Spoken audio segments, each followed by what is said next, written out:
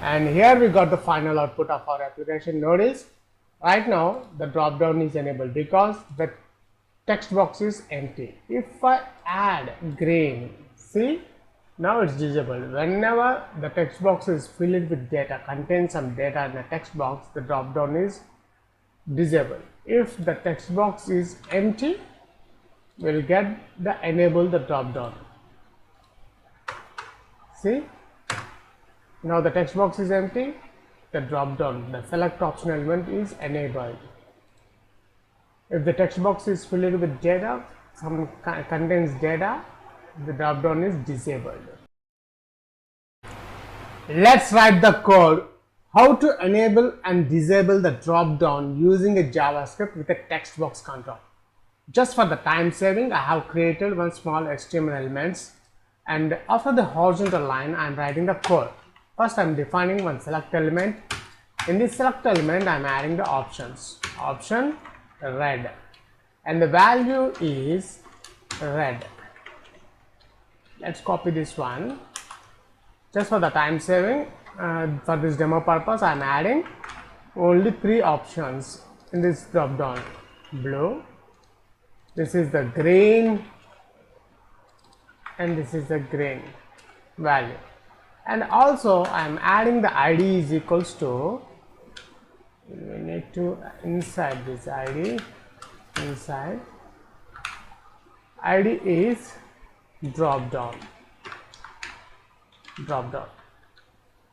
and after that I am adding input type is equals to text, ID is equals to text box, ID is equals to text box.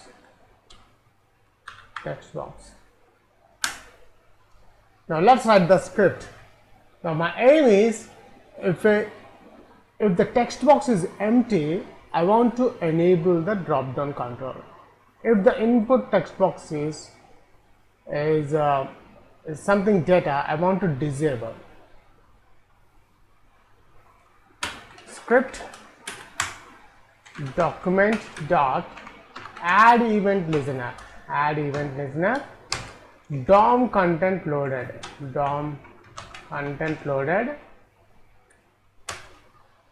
function. This is the function I'm adding here. This is the function. Let's close this one.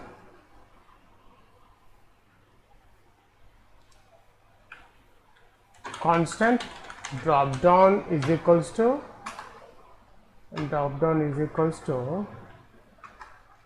document dot get element by ID. First let's add the document ID, drop down ID, which is the drop down.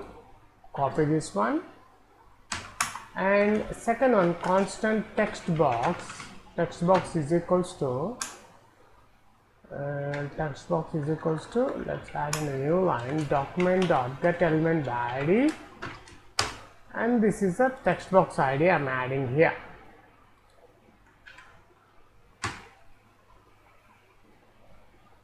Now after that, let's initialize it based on the text box values. This is the main function. Dropdown dot disabled property is equals to if textbox dot value dot trim function is not equals to empty, disabled.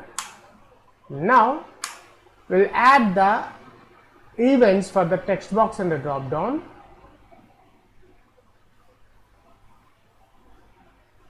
Text box dot add event listener input